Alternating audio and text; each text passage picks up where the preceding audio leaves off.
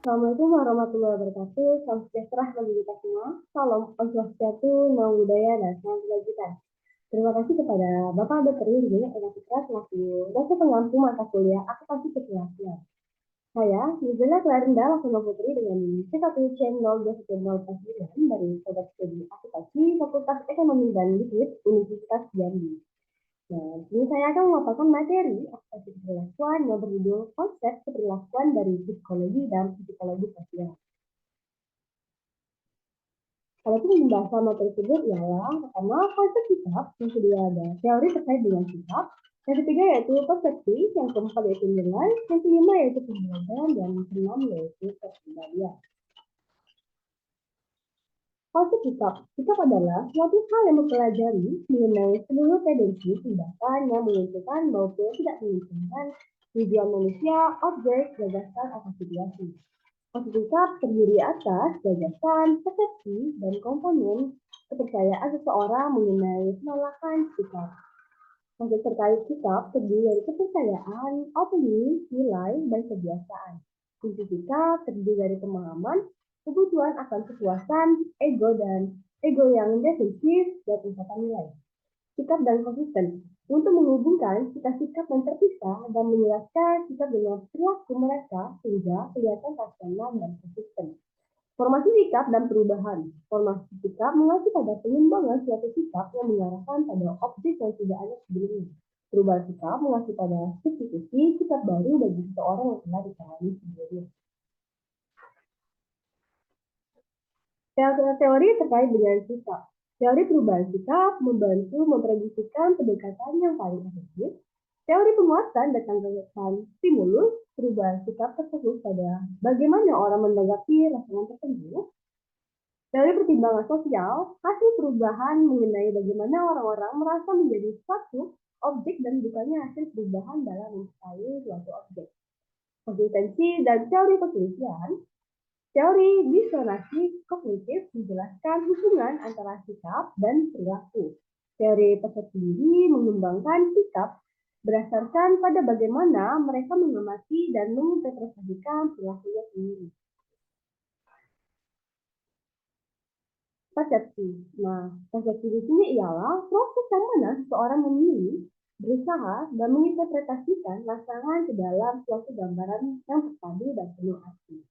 Rasakan fisik persis dengan kecenderungan individu. Nah, di mana rasakan fisik di sini ialah input yang berhubungan dengan perasaan seperti penglihatan dan sentuhan.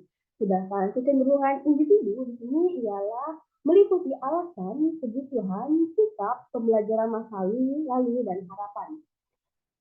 Selanjutnya yaitu keterkaitan persepsi bagi para akuntan dan bagi para manajer. Nah, bagi para akuntan dan bagi para manajer, pelaku dapat menerapkan pengetahuan persepsi terhadap banyak aktivitas organisasi.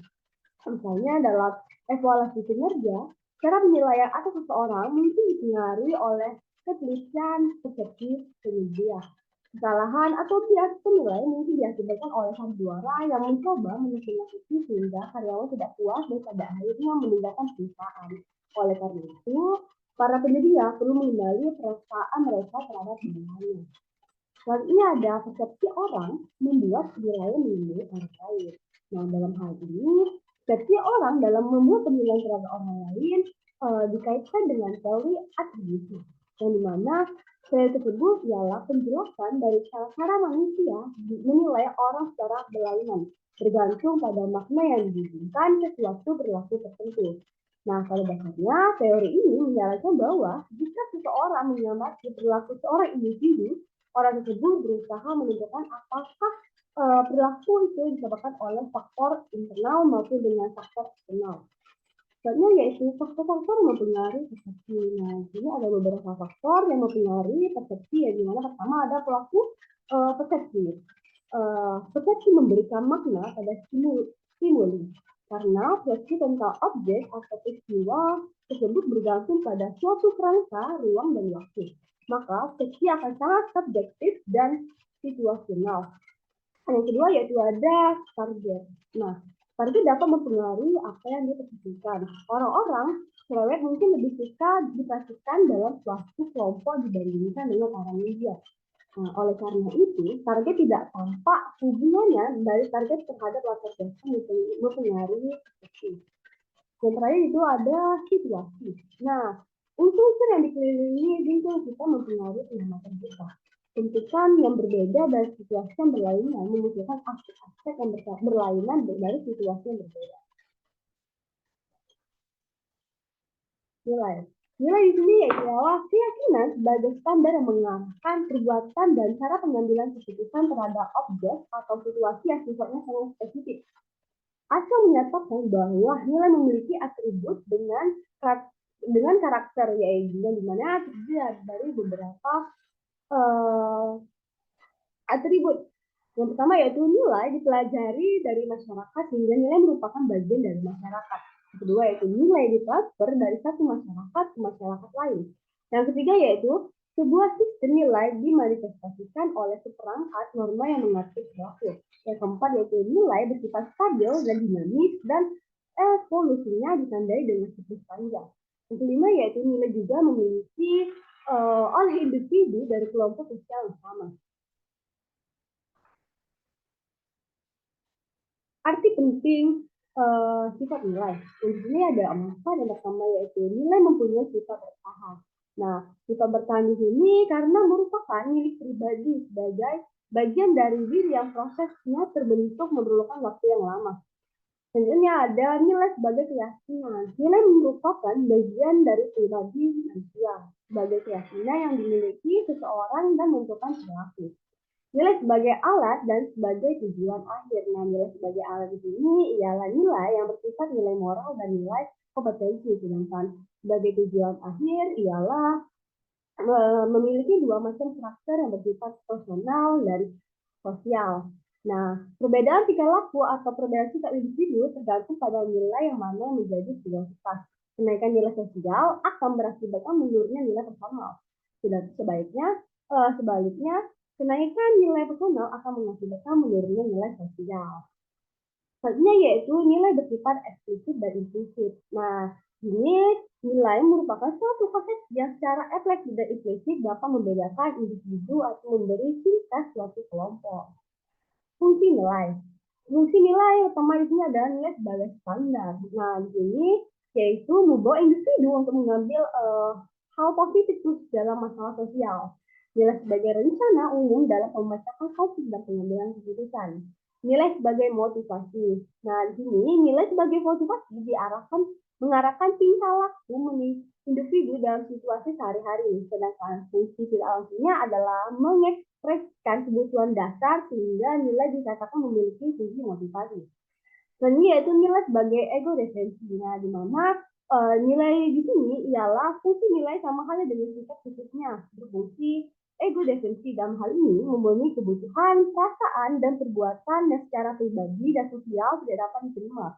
Kemudian hal tersebut disalurkan melalui proses rasionalisasi dan pembentukan reaksi ke dalam langkah-langkah yang lebih dapat diterima. Selanjutnya ada survei nilai referensi.